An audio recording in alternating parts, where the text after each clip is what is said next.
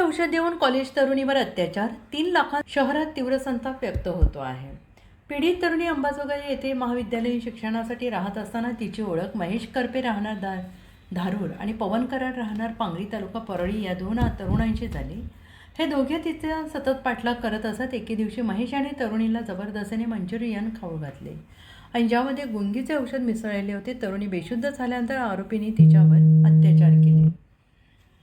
त्यानंतर पवन कराड याने तिला गुंगीचं औषध देऊन पुणे येथील एका लॉजवर नेऊन तिच्यावर अत्याचार केला. दोन्ही आरोपींनी या कृत्याचे फोटो आणि व्हिडिओ सोशल मीडियावर नातेवाईकांना दाखवण्याची धमकी देत पीडितेला ब्लॅकमेल करणे सुरू केले आणि या भीतीपोटी आरोपींनी पीडितेकडून वेळोवेळी 3 लाख रुपये आणि 9.5 तोळे सोन्याचे दागिने उकळवले.